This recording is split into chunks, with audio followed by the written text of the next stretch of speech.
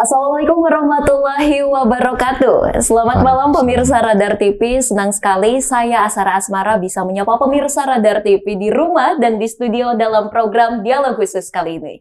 Tentunya kita bakal membahas yang hangat-hangat soal pemilu kali ini. Tentunya juga saya ditemani bareng bapak-bapak yang luar biasa, ganteng-ganteng juga ya.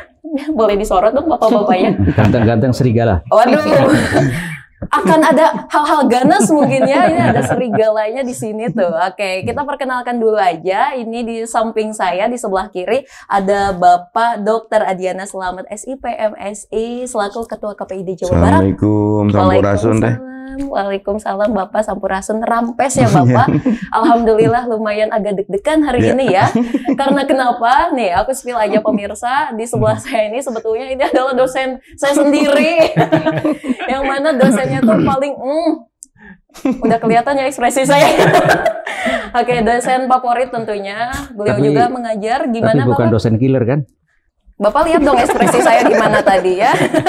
Enggak dong, dosen favorit di Universitas Pasundan ya. Beliau juga mengajar di bidang politik, perpolitikan, bukan hanya di ilmu komunikasi tapi di fakultas-fakultas yang lainnya. Luar biasa Bapak, terima kasih bisa hadir di Radar TV. Senang sekali, kehormatan saya mungkin ya bisa sharing-caring bersama Bapak Adiana. Selamat di sini. Lalu di sebelahnya juga ada Bapak Syaifur Rahman Ahmad ya, SHMSI. Bisa dibilang Bapak saya. Iya, memang saya orangnya juga. Luar biasa luar sih Pak saya ya. Dari auranya aja udah saya nih. Nanti pembahasannya bakal saya juga nggak ya? Mudah-mudahan. Oke, luar biasa. Dan di sebelahnya juga tuh, tidak lain dan tidak bukan, kayaknya ketemu saya tiap hari, tapi hari ini auranya luar biasa, aura bintangnya terpancar. Ada GM Radar TV, ada Bapak Arif. Bapak Arif Damang. Alhamdulillah, Pangestu. Assalamualaikum. Selamat malam pemirsa Radar TV. Alhamdulillah bisa menyapa secara langsung ya. Yeah. Pemirsa Radar TV di rumah biasanya ngumpet ya, nggak pernah kelihatan di TV.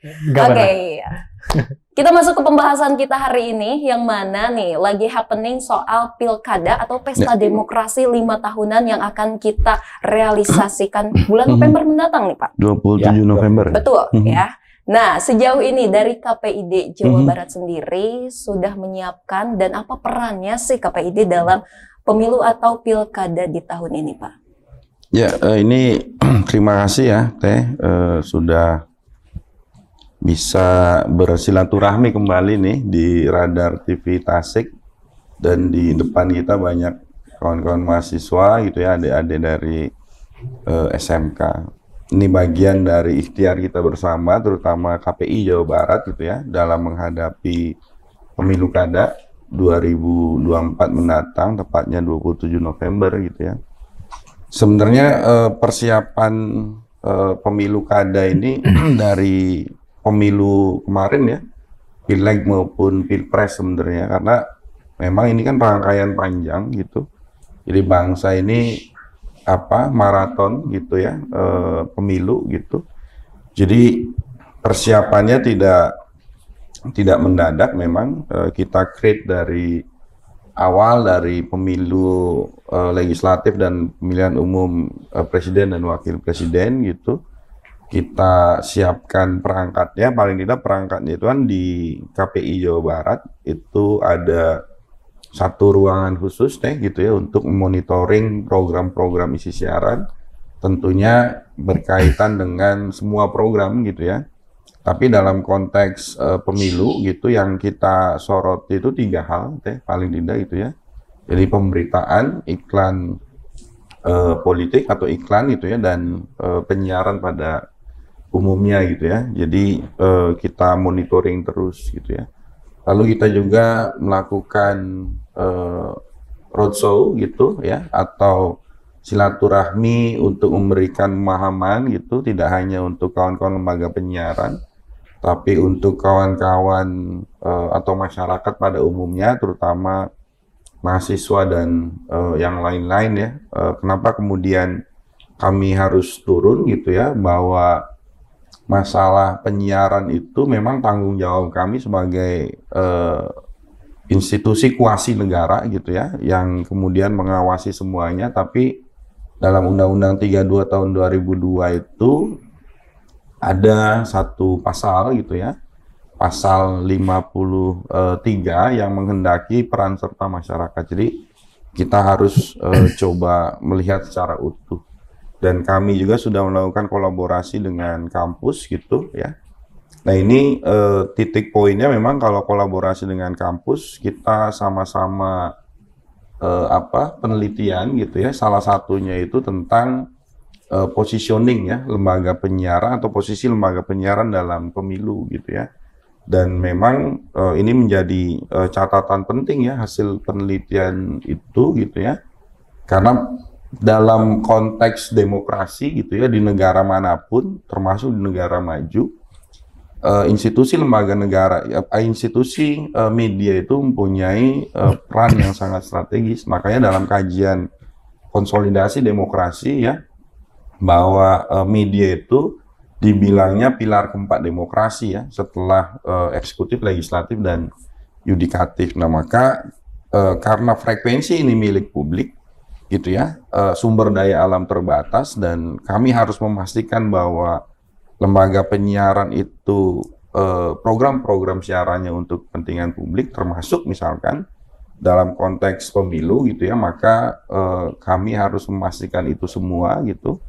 Dan harus coba mendorong bahwa bagaimana lembaga penyiaran ini menjadi ruh ya dari konsolidasi demokrasi itu sendiri di tengah disrupsi informasi yang begitu mengancam tanda kutip ya untuk kalau dalam bahasa kampusnya itu kognisi politik ya masyarakat, seperti itu deh. Oke, luar biasa.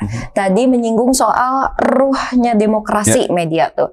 Kita singgung aja nih ke Radar TV, ke GM Pak Arif ya langsung tuh kaget. Nah sejauh ini peran media Radar TV sendiri untuk menghadapi demokrasi atau pilkada 2024 seperti apa nih? Tentu ada beberapa peran yang bisa kita ambil dalam penyebar luasan informasi kaitan dengan pesta demokrasi. Kami juga banyak membangun silaturahmi, kolaborasi kerjasama dengan penyelenggara pemilu, mulai dari Bawaslu, KPU daerah. Seperti halnya misalkan launching pilkada, tentu agar lebih masif tersebar luas kepada masyarakat, itu kami siarkan. Jadi kami kelola acaranya dan kami siarkan. Selain itu memang ada beberapa momen yang sudah terjadwalkan itu akan dikerjasamakan dengan lembaga penyiaran. Seperti misalkan untuk momen pengundian nomor urut, mungkin nanti ada deklarasi kampanye damai, dan juga di debat pasangan calon. Nah itu mungkin agenda yang sudah kita komunikasikan dengan penyelenggara pemilu ya. Nah selain itu kami memang mengambil peran dalam penyebar luasan informasi itu melalui pemberitaan. Betul tadi seperti yang Pak Ketua sampaikan, itu adalah salah satu item yang dipantau karena memang media itu harus diposisikan dalam posisi netral. Pemberitaan kita harus berimbang. Apalagi nanti ketika misalkan bulan Agustus itu sudah ada penetapan September itu sudah ada penetapan bakal calon. Pemberitaan harus proporsional. Nah, saat ini juga kami sudah menyiapkan itu. Pemberitaan kita juga sudah dicoba proporsional. Terus kita juga memiliki talk show. Dan itu juga kami upayakan bisa mengakomodir keseluruhan. Nah, itu mungkin yang bisa kita optimalkan. Oke, udah mulai gencar lah dari sekarang lah. Gitu. Mulai.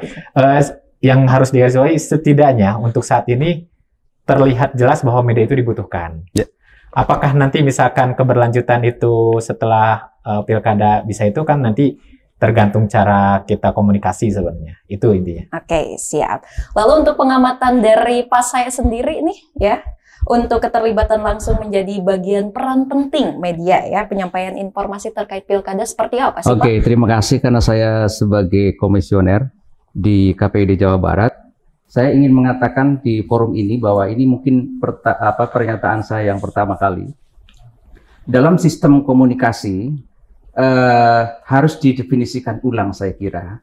Karena menyangkut media, ada pengawasnya, jadi komunikasi dalam arti sistemnya ya, yang lebih luas, bukan hanya proses penyampaian pesan dari komunikator ke publik, ya, ke komunikan, melalui media ini apa? Radar Radar TV. Radar TV ya. Dan kontennya kita sedang bikin konten, tapi ada juga ini yang harus terlibat di dalamnya, yaitu KPI, KPID.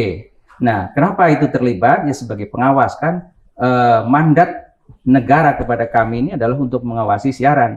Jadi meskipun sekarang ini duduk dengan GM Radar TV, sesungguhnya kami ini juga sedang melakukan pengawasan gitu. Betul. Termasuk nanti misalnya bulan Agustus ada pendaftaran, September sudah mulai nanti penetapan calon, kemudian ada masa kampanye 1 bulan, itu mata kami itu ada di mana-mana. Nah, kalau sekarang ini mata kami ini secara kelembagaan cuma satu, sesungguhnya kami ini kan telah melakukan kolaborasi dengan banyak komunitas-komunitas.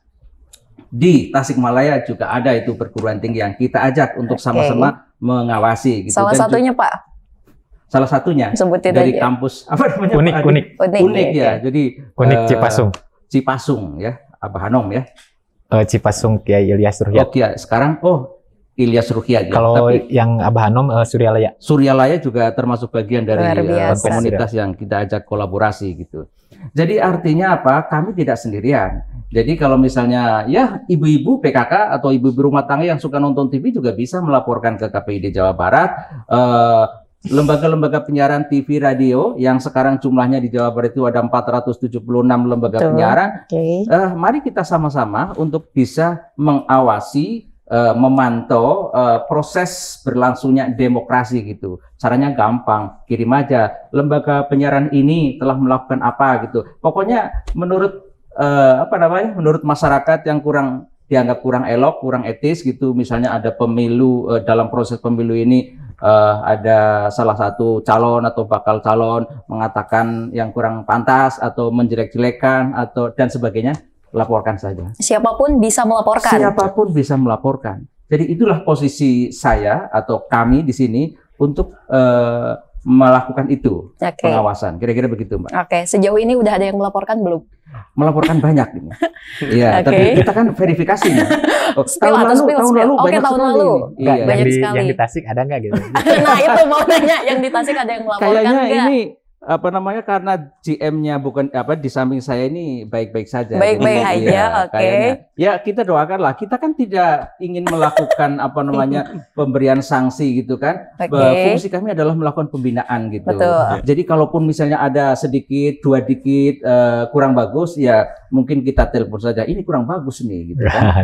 Jangan sekali-kali menayangkan yang agak menjurus ya, misalnya apakah bullying atau soal seks, iklan obat yang tidak pantas kayak gitu kan, itu kan dalam pengawasan kami semua gitu. Luar biasa, Pak Arif sudah dapat telepon dari Pak saya? Alhamdulillah belum. Jangan sampai lah ya. Mudah-mudahan kalau telepon bukan hal dalam pengawasan. Siap. Oke. Ada lagi Pak saya yang mau disampaikan? Ya. Karena ini proses masih panjang ya, kalau nggak salah 120 sekian hari lagi sampai pada pemilu kada di Jawa Barat ini ada banyak titik yang melakukannya karena serentak. Ya, saya kira karena ini menjadi agenda kita bersama, ya masyarakat juga harus kritis terhadap calon atau bakal calon gitu. Tapi karena kita orang yang beradab, maka mengingatkannya juga cara-cara yang beradab gitu. Bahkan nanti kalau sudah misalnya masuk program, masyarakat juga harus mengkritisi gini. Kemarin itu ada anggota Komisi 1 bilang bahwa apakah calon-calon nanti punya keberpihakan kepada kaum disabilitas misalnya. Beberapa bulan lalu kami di sini juga ngomong, apakah calon-calon nanti ini punya keberpihakan atau kepedulian terhadap penyelamatan lingkungan misalnya. Kan dulu waktu acara KPI di Jawa Barat kan peduli penyiaran terhadap lingkungan gitu kan. Nah, dan lain-lain gitu. Intinya adalah bahwa mereka atau calon-calon yang akan dipilih adalah calon-calon yang memang diharapkan bisa berpihak kepada masyarakat dalam segala hal, dalam menjamin keamanan, kesejahteraan, perlindungan warga, dan membuka lapangan kerja misalnya. Tapi intinya adalah calon yang terbaik dari komunitas atau masyarakat itu. Oke, ditahan dulu. Satu pertanyaan, kita sudah menghabiskan cukup waktu berapa nih ya? Segmen 1 udah hampir habis ternyata. Tapi ditahan dulu, usai jeda berikut ini, informasi menarik lainnya akan kami sampaikan kepada pemirsa Radar TV di rumah. Tetap di Dialog Khusus.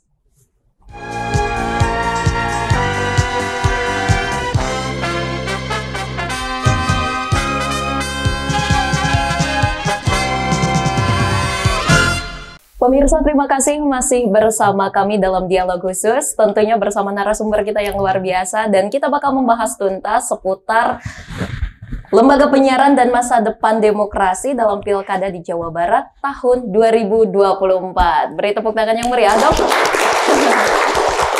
Oke, luar biasa. Tadi pas saya pembahasannya udah saya banget ya. Saya luar biasa. Tadi juga menyinggung seputar jumlah 476 televisi dan radio yang di bawah naungan KPID Jawa Barat ya. Nah, lalu untuk sejauh ini peran aktif mereka dalam pilkada nih Pak. Sudah sejauh mana sih keterlibatannya menurut Pak Diana sendiri nih? Ya, sebenarnya kan lembaga penyiaran kan punya tusi atau tugas fungsi ya dalam konteks regulasi gitu ya, bahwa kawan-kawan lembaga penyiaran ini harus memberikan informasi gitu ya, mendidik kan kayak gitu ya, lalu coba menghibur kan kayak gitu dan seterusnya gitu ya. Nah, kalau kita ambil dari tugas itu gitu ya, tugas pokok dan fungsi lembaga penyiaran dalam perspektif regulasi, saya pikir ada beberapa catatan ya. Jadi catatannya ini terkait hasil riset kami kerjasama dengan Fakultas Ilmu Komunikasi Universitas Padjadjaran gitu ya. Karena kami kolaborasi, nah paling tidak garis besarnya hasil riset itu gitu ya, bahwa masyarakat itu mengkhawatirkan tuh bahwa lembaga penyiaran itu dimanfaatkan oleh kelompok-kelompok tertentu gitu ya. Lalu yang kedua, hasil yang kedua dalam perspektif penelitian itu bahwa masyarakat mengkhawatirkan gitu ya, lembaga penyiaran itu dipakai untuk kepentingan owners atau pemilik ya. Nah, dua catatan ini yang saya pikir gitu ya, kami terus sampaikan karena ini adalah hasil penelitian dan ini juga untuk introspeksi ya kita semua, terutama kawan-kawan lembaga penyiaran gitu dalam konteks pemilu atau pemilu kada ini gitu ya. Nah, tapi jauh ini kalau kita flashback gitu dalam konteks pemilu ya, Teh ya, di pemilu presiden kemarin gitu. Ini Jawa Barat ini luar biasa ya, 476 lembaga penyiaran itu adalah kekuatan yang sangat luar biasa untuk coba membangun ya demokrasi gitu ya, dalam perspektif kajian demokrasi gitu ya, demokrasi baik atau tidaknya itu salah satu cirinya itu adalah masyarakat berdaya. Nah, masyarakat berdaya itu dalam perspektif ya political behavior, bahwa masyarakat harus diberikan kecukupan informasi politik ya. Nah, salah satunya itu adalah tugas kawan-kawan lembaga penyiaran baik TV maupun radio. Nah, kalau kita tadi mencermati pemilu di Jawa Barat itu tidak hanya lembaga penyiaran lokal gitu ya. Itu kita temui kurang lebih 108 indikasi pelanggaran ya waktu Pilpres ya. 108. Ya, itu 100. Angka lumayan besar ya, 108. Tinggi itu ya. Lalu kami tindak lanjuti itu kurang lebih TV SSJ ya, bahasa undang-undang itu maupun lokal itu yang kami tindak lanjuti kurang lebih 50 ya indikasi pelanggaran gitu. Dan kemudian yang kami rekomendasikan ke KPI pusat itu 20, sisanya lembaga penyiaran lokal TV maupun radio kami langsung memberikan sanksi ataupun klarifikasi. Nah, bercermin pada konteks itu hasil riset gitu ya, realitas yang kemudian kami temui gitu ya, memang peran aktif lembaga penyiaran ini kalau di Jawa Barat gitu ya, ini sangat baik ya, maksudnya walaupun pelanggarannya indikasi pelanggaran ya, maksudnya Oke. tinggi gitu ya. Dan itu mencerminkan bahwa lembaga penyiaran itu mempunyai positioning tuh. Karena 108 itu paling tidak semua hasil indikasi pelanggaran itu hasil temuan kami, tapi banyaknya laporan masyarakat itu untuk melaporkan indikasi-indikasi pelanggaran tersebut. Nah, ini menjadi catatan. Dan satu lagi gitu ya, ini berkaitan dengan bahwa hasil risetnya Kata Data, ya penelitiannya Kata Data dan Kemenkominfo, kementerian gitu, satu-satunya lembaga atau institusi media yang paling dipercaya masyarakat ya untuk mendapatkan informasi apapun itu, termasuk informasi politik, itu adalah lembaga penyiaran teh. Karena tadi ya disinggung di awal bahwa disrupsi informasi ini kan akan mendorong bias informasi ya. Nah, sehingga misalkan ini untuk kawan-kawan Gen Z ya terutama gitu ya, karena media habits-nya ke media digital yang berbasis internet gitu, yang kemudian diidentifikasi banyak menerima informasi-informasi yang tidak betul gitu ya, maka salah satu untuk coba memverifikasi informasi itu di lembaga penyiaran. Kalau di Tasik ini kan ada Radar TV Tasik ya. Jadi memang lembaga penyiaran gitu ya dalam konteks pemilu ini, kalau di Jawa Barat gitu aktif gitu untuk memberikan informasi politik, dan kami juga mendorong gitu ya kawan-kawan lembaga penyiaran ini untuk memberikan political education gitu ya, sehingga masyarakat itu bisa learning buat politik. Betul. Kurang lebih seperti itu. Oke, luar biasa ya. Jadi jangan menelan berita mentah-mentah juga ya Pak ya. Betul. Aduh, apalagi sekarang era 4.0, masa sih gitu. Iya. Apalagi teman-teman mahasiswa nih hati-hati untuk menggunakan sosial medianya Betul, juga ya, betul. untuk lebih bijak lagi, apalagi untuk tontonan tayangan juga sebetulnya. Ya. Itu. Lalu nih untuk soal keterlibatan lembaga penyiaran untuk Pak Sae, konteks pilkada, iklan pilkada ya, yang di lapangan nih, apakah ada aturan atau masih ada yang mencari celah demi keuntungan? Yang tadi dikatakan 107 indikasi, 108 terindikasi gitu Pak. Jadi sebetulnya kan ini kalau dalam perspektif bagaimana menjadikan lembaga penyiaran ini bertahan hidup agar bisa melakukan tugas-tugasnya, melakukan edukasi dan hiburan kepada masyarakat, lembaga penyiaran itu juga harus dirawat ya, jangan hanya dicari kesalahannya saja. Oke, gitu. dirawat ya Pak. Ya harus dirawat ini. Bahkan KPID Jawa Barat sudah mengirimkan ke KPU, ini loh daftar lembaga penyiaran di Jawa Barat yang memiliki izin dan sah sampai hari ini. Ya. Silahkan dimainkan, silahkan beriklan di radio dan televisi yang kami tawarkan ini. Itu kan dalam rangka bagaimana ini memperkuat lembaga penyiaran agar bisa melakukan tugas-tugasnya dengan baik. Jadi kami itu sebetulnya bukan hanya sekadar memata-matai atau dalam tanda kutip ya, tapi bukan hanya mengawasi gitu, tapi merekomendasikan agar ini loh lembaga penyiaran yang harus Anda rawat juga. Gitu. Karena kalau Anda KPU melakukan pemilu ya sebagai penyelenggara, tidak bisa sendiri dia kan butuh penyampaian komunikasi kepada masyarakat kayak gitu. Nah, di dalamnya memang ada ketentuan-ketentuan, nanti ketua saja yang ngomong itu soal bagaimana ketentuannya. Tapi untuk iklan pilkada, buat lembaga penyiaran, saya kira yang harus diperhatikan adalah tentang menyediakan waktu yang sama, durasi yang sama kepada semua lembaga penyiaran gitu. Yang penting ditawarkan bahwa pada akhirnya hanya 1-2 calon atau bakal calon yang memanfaatkan, itu kan soal kemampuan sakunya ini kan. Ya, sakunya ya. Kalau sakunya tebal, saya kira bisa memanfaatkan itu barang gitu kan, kesempatan itu. Tapi dari lembaga penyiaran sudah membuka ruang yang sama gitu. Kemudian yang dilarang adalah menjadikan lembaga penyiaran itu sebagai media ya misalnya dengan membeli jam siar lah itu yang tidak boleh gitu. Blocking time ya. Blocking time gitu.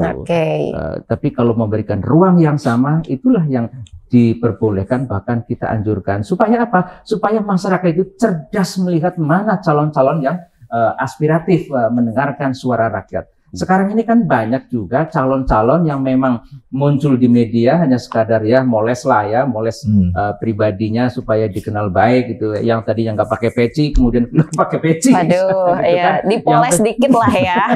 Poles-poles. Nah, jadi tapi ya kita wajar saja karena juga memang ini eranya gitu kan.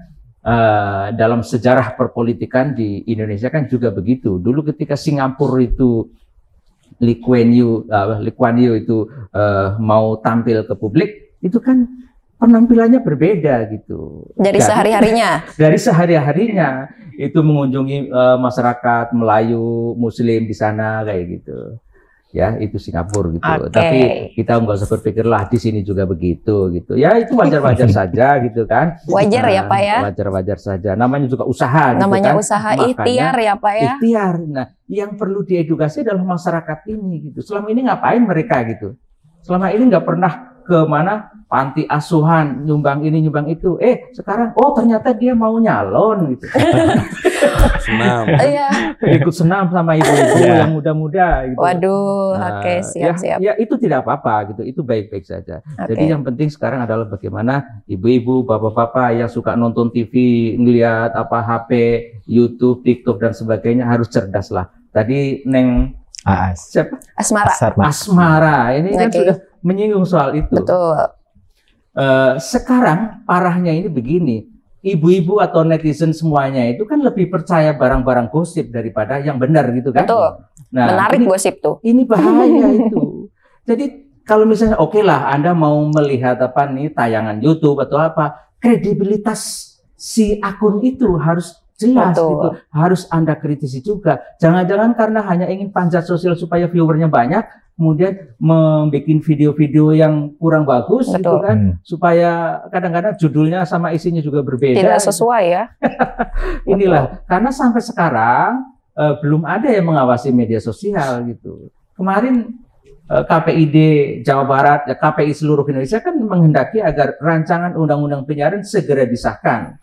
Ternyata diprotes oleh banyak orang ya, akhirnya kan sampai hari ini tertunda ini. Padahal kita menghendaki rancangan undang-undang perbaikan ini di dalamnya ada aturan main bagaimana mengawasi media sosial. Kalau dibiarkan, aduh bahaya ini. Jadi nasib negara ini ke depan saya kira tergantung pada dipengaruhi banyak oleh media sosial. Sekarang ini kan barang gosip, hoax dianggap sebagai kebenaran. Akhirnya maha benar netizen dari segala. Waduh, udah paling mahal nih netizen. Iya itu, jadi waduh bahaya. Makanya orang-orang pintar kayak Pak Diana, tokoh masyarakat kayak Pak Hadi ini, kadang-kadang mungkin omongannya bisa jadi tidak dipercaya. Karena apa? Ya hilangnya kepakaran. Orang yang pakar, yang ahli, yang ngomongnya benar malah tidak dipercaya. Malah lebih percaya sama orang gila dalam kasus Vina Cirebon misalnya. Waduh. Orang yang meramal kayak gitu. Nah, itu jadi dipercaya sehingga jadi konsumsi publik ya. Konsumsi publik sehingga dari film itu kemudian mempengaruhi polisi melakukan pekerjaannya. Banyak orang yang waduh ini bahaya. Iya. Jadi saya kira semua orang harus kritis lah. Kira-kira begitu intinya. Siap. Kita tahan dulu, pembahasannya udah seru banget ya. Pak Arief juga udah nggak sabar buat ditanya untuk pertanyaan selanjutnya. Siap ya Pak? Oke, siap. Luar biasa. Nggak sabar ditanya mahasiswa. Oke. Teman-teman mahasiswa yang ada di studio, nanti kita bakal bahas tuntas mungkinnya sama GM Radar TV dan rekanan kita, narasumber kita yang luar biasa. Tentunya usai jeda berikut ini.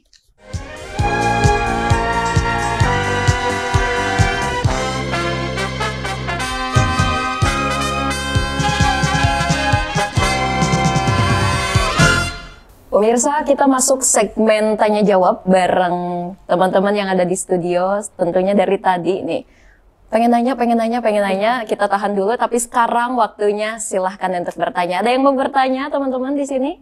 Di studio? Oke, Teteh yang pakai baju hijau. Dari mana dan namanya siapa dan lalu pertanyaannya apa? Boleh. Sebelumnya perkenalkan, nama saya Seda, mahasiswa dari Universitas Garut. Izin bertanya untuk Bapak Hadiana sebagai bagian dari KPID Jawa Barat. media kan pasti mengutamakan kode etik jurnalistik ya dalam setiap pemberitaannya. Sedangkan setiap paslon politik akan memiliki rekam jejak di media. Nah, bagaimana cara KPI memastikan dan keberimbangan dalam pemberitaan politik tersebut? Gitu. Terima kasih Bapak. Oke, cukup. Bisa dipahami Pak? Ya. Oke, kita langsung jawab aja mungkin? Ya boleh. Teh. Boleh. Ini makasih ya, pertanyaannya bagus gitu ya. Yang pertama dalam pasal 71 ya, standar program siaran gitu ya, bahwa tadi karena kami mengawasi itu pemberitaan, iklan dan penyiaran secara umum. Nah, lokus pengawasan berita itu dalam konteks pasal 71 itu harus proporsional. Jadi misalkan kalau harus proporsional, misal nih ya, ada satu institusi lembaga penyiaran, ada satu segmen berita gitu ya. Kalau ada 3 calon, tiga-tiganya itu harus ada. Satu itu ya. Lalu kalau misalkan dalam interpretasi proporsional itu, ini untuk kameramen ya. Jadi pengambilan gambar kalau belajar semiotik gitu ya. Itu zoom in, zoom out, medium shoot gitu ya. Itu kan mempengaruhi bahwa institusi lembaga penyiaran itu berpihak atau tidak. Karena paling tidak gitu ya, dalam konteks media gitu atau televisi lah ya, taruhlah ya, zoom in itu kan menandakan keberpihakan ya, maksudnya close up tuh gitu ya. Nah itu ya yang pertama itu. Yang kedua memang di standar program siaran juga itu diatur tentang kode etik jurnalistik gitu ya, berimbang misalkan ya. Kenapa harus berimbang? Karena memang permasalahan pemberitaan itu tidak boleh memberitakan itu sepihak gitu ya. Nah, unsur-unsur itu yang kemudian menjadi titik poin ya, terutama misalkan di pasal 71 juga diatur gitu bahwa lembaga penyiaran itu tidak boleh partisan gitu ya. Tidak boleh memihak kan gitu ya, dan seterusnya dan seterusnya. Jadi permasalahan kode etik jurnalistik gitu ya, kalau di lembaga penyiaran, apalagi dalam pemilu kada itu masuk dalam lokus pengawasan kami, kurang lebih seperti itu. Terima kasih Bapak terjawab. Cukup puas jawabannya atau kurang puas? Cukup. Oke. Mau dikasih hadiah atau gimana nih Pak? Boleh, nanti ada buku ya. Dibaca bukunya. Ada tenang. Terima kasih ya Teh Seda. Terima kasih juga atas jawabannya Pak Hadiana. Lalu kita buka untuk penanya selanjutnya. Ada yang mau bertanya lagi? Oh, ada. Di sebelahnya boleh. Namanya siapa dan dari mana, pertanyaannya apa? Oke, selamat malam Bapak dan Teh Asmara. Perkenalkan, saya Syara Yanuar Hardiat, mahasiswi dari UIN Sunan Gunung Jati, Bandung.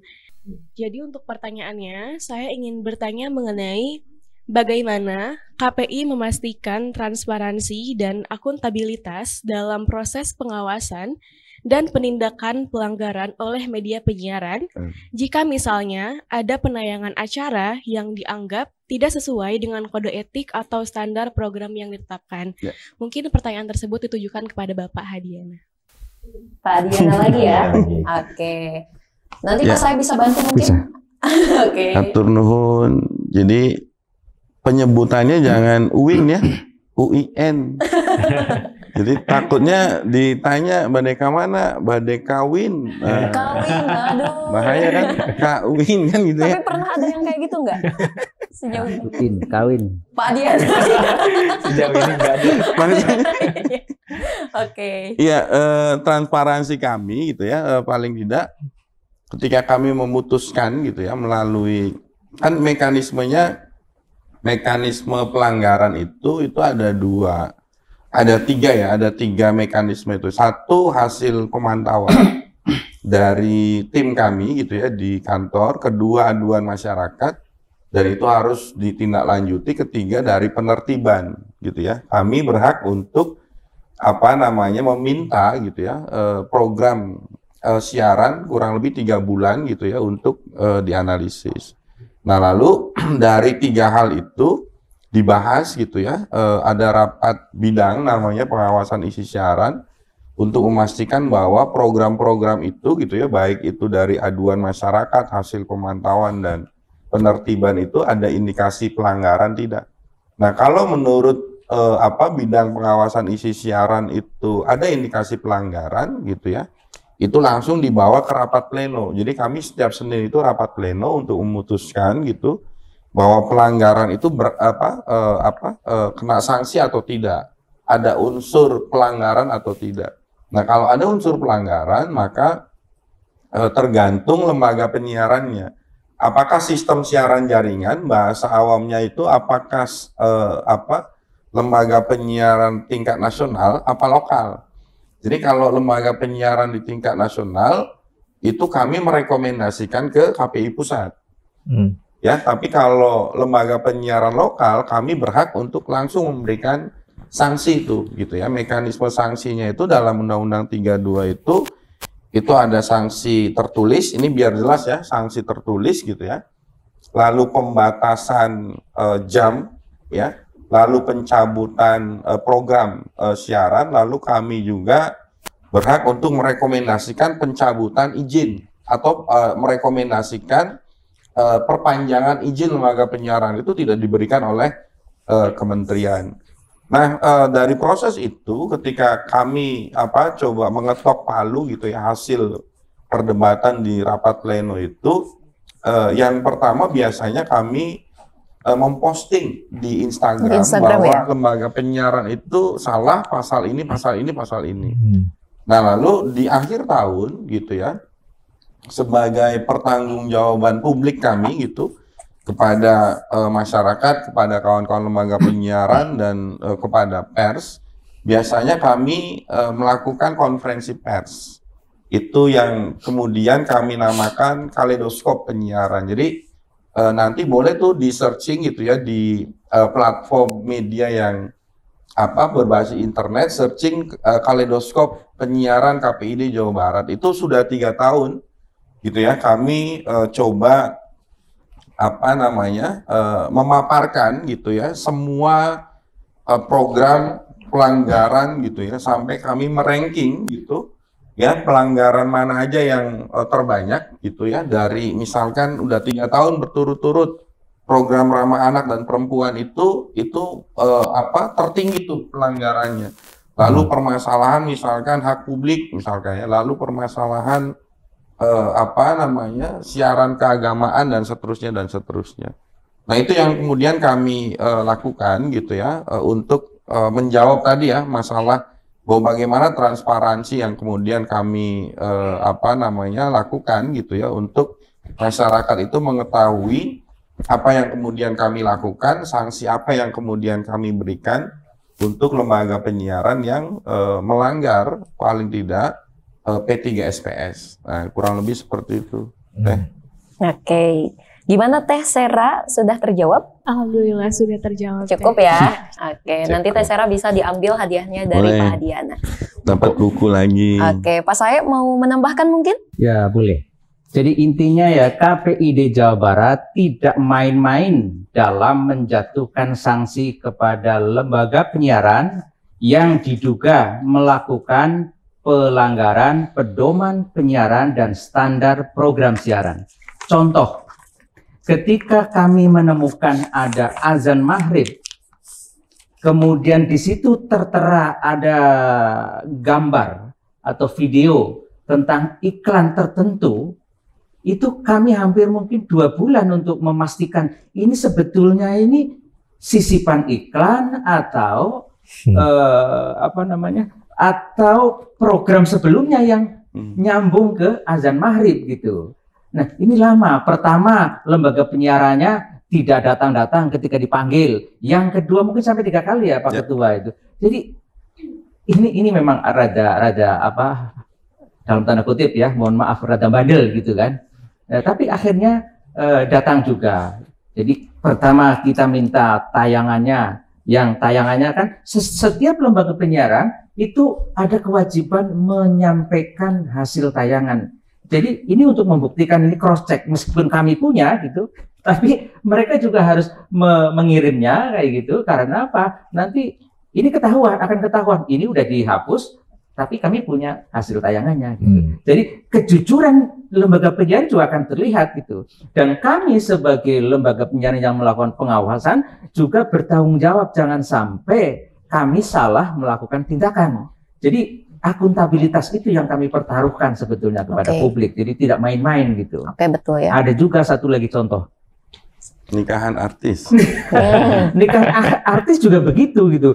Jadi kami punya tayangannya, kami kirim ke lembaga penyiarannya di Jakarta. Dari kami sudah sepakat ini ada pelanggaran gitu. Tapi karena kewenangannya ada di pusat, ya tugas kami sudah selesai sampai di situ. Ada juga ketika ada tayangan penggerebekan judi online, judi online atau apa? Pinjol. Pinjaman online. Itu siaran langsung. Jadi ada satu TV di Jakarta melakukan siaran langsung, gambar komputer itu kelihatan Zoom in tuh. langsung close up itu. Zoom in. Jadi zoom in dulu ya. Jadi pertama wide shot dulu, tapi langsung zoom ke titik pornografinya itu. Waduh, sangat disayangkan ya. Untung ketua ini langsung bilang ini perlu direkam, dan udah saya rekam. Meskipun di YouTube itu udah nggak ada, kami masih punya gitu untuk bukti itu. Jadi intinya apa? Kami peduli terhadap penyiaran yang sehat. Itu bukan kami main-main ya. Ini gitulah Teh. Apalagi sempat rame ya KPID dihujat netizen ya. Itu dulu termasuk pelarangan lagu. Yang lagu, terus yang sempat rame tuh acara di televisi yang itu loh, Ivan Gunawan. Ya, itu. Itu kan sempat rame ya, dihujat. Jadi satu-satunya KPI ya yang galak itu kita ya, KPI Jawa Barat. Satu-satunya KPID yang pernah masuk akun gosip yang terkenal itu kami. Satu-satunya ketua KPI daerah yang akunnya hilang karena nikahan artis, ya KPID Jawa Barat. Jadi saya ini pernah hilang akun Instagramnya karena di-report oleh netizen ya, penggemar ya, artis yang bersangkutan. Jadi kalau ngomong tentang transparansi, ngomong tentang galak atau tidak gitu ya, ngomong tentang ketegasan menegakkan regulasi, itu bisa dicek gitu ya, karena jejak digitalnya ada ya kawan-kawan ya. Dan kami harus memastikan bahwa amanah ini gitu ya, yang kami emban ini betul-betul dimanfaatkan untuk kepentingan masyarakat, kepentingan lembaga penyiaran, dan kepentingan pemerintah. Karena itu tertuang dalam pasal 8 ayat 3 Undang-Undang 32 tahun 2002. Lebih ketegas aja lah ya, bukan galak.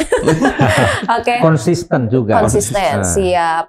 Untuk penanya selanjutnya kita beri kesempatan satu penanya lagi. Ada yang mau? Silakan AA. Dari mana? Namanya siapa?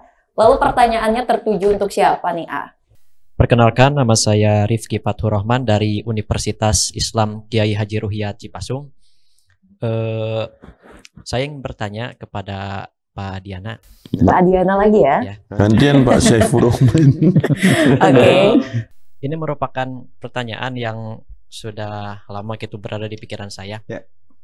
Saya melihat fenomena apabila sudah mendekati pemilu,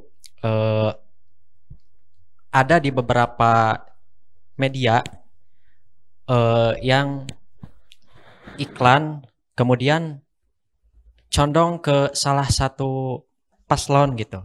Nah, ini merupakan keresahan saya gitu kan. Nah, kemudian yang menjadi pertanyaan, apakah keberpihakan media dalam pemilu merupakan pelanggaran etika jurnalistik ataukah itu bagian dari kebebasan pers? Sekian, terima kasih. Ya, turun Kang Rifki ya. Dari Unik Cipasung.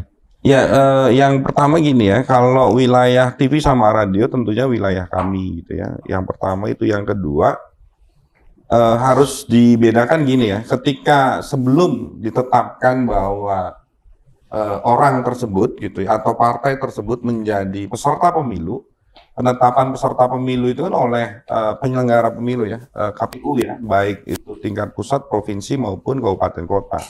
Kalau dalam pemilu kada itu kan provinsi dan kabupaten kota gitu ya. Nah, kalau sebelum ditetapkan, misalkan ada iklan yang kemudian tidak proporsional, atau iklan yang seolah-olah blocking time ya. Maksudnya iklan yang blocking time itu dia pasti disisipinnya di program-program tuh. Durasinya panjang misalkan ya, 4 menit, 5 menit, itu boleh laporkan ke kami, dan itu bisa merupakan indikasi pelanggaran. Yang pertama itu ya. Yang kedua, misalkan kalau sudah ditetapkan sebagai pasangan calon oleh penyelenggara pemilu, ya ini KPU nanti bulan September mendatang gitu ya, ini tidak boleh durasinya 10 detik. Karena itu ada cross regulasi ya antara PKPU dengan PKPI ya, Peraturan Komisi Penyiaran Indonesia ya. Nah, itu boleh dilaporkan ke kami gitu ya. Kalau misalkan durasinya lebih gitu ya, itu indikasinya pelanggaran. Kalau sudah ditetapkan ya. Karena kalau sebelum ditetapkan itu masih memakai pasal yang kemudian tidak spesifik untuk masalah pemilu. Ya. Pasti makainya itu pasal-pasal yang tadi ya, blocking time gitu ya, dan seterusnya. Nah, ini yang kemudian harus coba kawan-kawan muda juga bisa mengetahui. Jadi kalau misalkan pertanyaannya apakah itu kebebasan pers ya, nah ini saya harus menjelaskan interpretasi bahwa demokrasi itu menjunjung tinggi gitu ya, hak-hak warga negara dan hak-hak kelompok, terutama masalah pers ya. Karena sekali lagi, kebebasan itu jangan dimaknai non-regulate ya, atau non-regulasi gitu ya. Kebebasan itu harus dimaknai karena kita ini memakai demokrasi konstitusional, apapun itu termasuk pers, termasuk media, itu kan harus ada batasan-batasannya. Ya, batasannya itu apa? Tercantum kalau di lembaga penyiaran tercantum di semua pasal Undang-Undang 32 dan semua pasal P3 SPS, termasuk masalah umum ya, iklan pemilu gitu ya, berita dan penyiaran pada umumnya. Jadi kalau keberpihakan lalu ada yang bilang, oh ini kan kebebasan pers, no. Apakah itu produk jurnalistik gitu ya? Bukan, misalkan, kan iklan. Apakah iklan itu produk jurnalistik? Kan bukan ya? Nah, ini yang kemudian harus menjadi catatan saya pikir gitu ya, untuk kawan-kawan memberanikan diri tuh kalau ada indikasi pelanggaran, laporkan ke kami. Bisa DM ya ke Instagram misalkan ya, KPID, misalkan DM ke Instagram beliau, bisa DM ke Instagram saya, atau ke WA kan ada di Instagram gitu ya, atau ke website. Kalau di website itu ada Google Form tuh ya, yang bisa diakses oleh semua orang untuk coba mengadukan apa yang kemudian dianggap itu adalah indikasi pelanggaran. Kurang lebih seperti itu, Bang. Oke. Gimana Kang Rifki? Aman jawabannya? Aman. Terima kasih Bapak. Nanti ditunggu aja bukunya dari Pak Diana ya. Siap. Oke, luar biasa. 3 pertanyaan sudah mewakili segmen kita hari ini mungkin ya. Tapi ada 1 pertanyaan terakhir mungkin untuk GM kita. Apa? Untuk media influencer nih, media sosial sendiri tadi kan udah disinggung juga oleh penanya kita, ada dari Teh Seda ya. Nah, untuk media influencer, media sosial sendiri yang bersinggungan dengan media televisi, gimana tuh tanggapannya? Pertama, kami sebagai lembaga penyiaran juga sebenarnya memiliki media sosial. Oke. Nah, kalau kami memang menghadirkan konten itu sama seperti halnya aturan yang ada di lembaga penyiaran. Ada P3 SPS, ada kode etik. Yang dipermasalahkan itu kan sekarang adalah lembaga media sosial lainnya kan. Oke. Nah, itu memang baiknya kalau menurut saran saya tetap harus mengikuti aturan yang ada di platform tersebut. Dan aturan, kalau bisa sih lebih ke aturan penyiaran, kalau memang nanti regulasinya juga mengarah ke sana. Okay. Nah, bagi saya sih gini, dalam hal pesta demokrasi ini, yang terpenting itu adalah semua harus bergembira. Jangan rusak kegembiraan itu dengan berita-berita hoax, dengan informasi yang salah, untuk mendowngrade seseorang, menjatuhkan seseorang, black campaign, walaupun sekarang belum masuk masa kampanye. Tapi cobalah kita lebih beradab lagi, kita bangun demokrasi ini, demokrasi yang gembira. Dan kami dari Radar TV memiliki komitmen itu. Kami terbuka dengan seluruh bakal calon dengan partai politik pun kami terbuka kolaborasi, komunikasi. Intinya adalah supaya pemilu kada nanti 27 November itu bisa sukses, baik secara kegiatannya maupun secara ke jumlah pemilihnya. Sukses pokoknya dalam segala halnya. Itu luar intinya. biasa ya.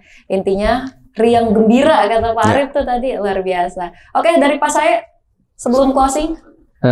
Saya ingin menggarisbawahi bahwa sebelum menggarisbawahi, saya ingin menyampaikan penghargaan lah yang tinggi kepada komitmen Radar TV dalam bidang edukasi kepada publik ya. Oke, luar biasa ya. Ini Tepuk adalah tangan dulu dong. soal pemilu gitu. Karena kalau tidak begitu, ini juga bahaya gitu. Makanya ini harus dirawat benar ini ya. Ruang kebebasan jangan sampai dikotori oleh hal-hal yang memang bisa menodai ya, menodai. Saya kira apa yang sudah dilakukan Radar TV sudah bagus, dan kaitannya dengan pertanyaan terakhir soal kode etik jurnalistik ya. Kode etik jurnalistik itu berlaku pada konten-konten jurnalisme. Konten jurnalisme itu medianya ada macam-macam ya. Ada media online yang memang tunduk atau menjadi konstituen Dewan Pers. Ada juga konten jurnalistik yang berkaitan dengan lembaga penyiaran baik di radio maupun di televisi. Kode etik jurnalistik itu mengikat kepada jurnalis itu sendiri kayak gitu. Jadi saya kira tidak perlu dirisaukan. Oh ini kok tunduk pada undang-undang penyiaran, karena memang di undang-undang penyiaran juga ada bahwa produk-produk jurnalistik harus berdasarkan kode etik jurnalistik. Kaitannya dengan mungkin yang Anda tanyakan tadi, ada tayangan-tayangan dari dalam tanda kutip partai tertentu yang mendominasi di lembaga penyiaran. Itu kita sudah melakukan kajian, dan kalau dari KPID Jawa Barat itu sudah kita layangkan dugaan tentang pelanggaran ke KPI pusat. Blocking time. Ya kan? Blocking time. Pilpres, waktu pilpres itu. Waktu pilpres kemarin. Nah, tetapi memang kapan aturan main pengawasan KPID terhadap tayangan tersebut ada waktunya. Ini masuk pemilu atau belum gitu? Karena KPU maupun KPUD itu punya waktu ini. Kapan kampanye dan kapan pemilihan. Nah, waktu-waktu itulah kita pelototi ini bagian dari kampanye atau bukan gitu. Tapi kalau misalnya sebelum masuk wilayah itu, ya mungkin mereka disosialisasi gembira-gembira lah ya, kan lagunya kan mars-mars gitu kan ya, semangat gitu. Kira-kira begitu. Oke, luar biasa Pak saya. Kata-kata hari ini sebelum closing Pak Diana. Ya, kami sih mengharapkan bahwa lembaga penyiaran ini jangan memperkukuh ya asumsi politik it's not about objective reality but virtual reality, tapi lembaga penyiaran televisi dan radio gitu ya harus coba memberikan informasi, kandidat juga harus coba menyampaikan informasi tentang prospektif policy choice, apa-apa saja yang kemudian akan dikerjakan ketika menang, dan itu saya pikir lembaga penyiaran punya andil untuk mendistribusikan informasi itu sehingga masyarakat bisa belajar tentang politik. Oke, luar biasa. 1 jam tidak terasa ya, mungkin harus di kelas 3 SKS kayaknya Pak Diana. Ya. Oke, untuk sekarang mungkin ya jangan khawatir buat pemirsa Radar TV atau buat teman-teman yang ada di studio untuk melaporkan kejadian yang tidak sesuai langsung kepada Instagram KPID Jawa Barat bisa ya. Tadi juga bisa ke media sosialnya Pak Diana juga, lewat WhatsApp-nya juga bahkan ada ya dicantumkan di website Instagram juga, di website juga ada. Lebih bijak mungkin ya untuk mengolah dan menerima informasi. Mungkin saya Asara Asmara pamit undur diri dan undur suara. Wassalamualaikum warahmatullahi wabarakatuh dan sampai jumpa. Waalaikumsalam warahmatullahi wabarakatuh.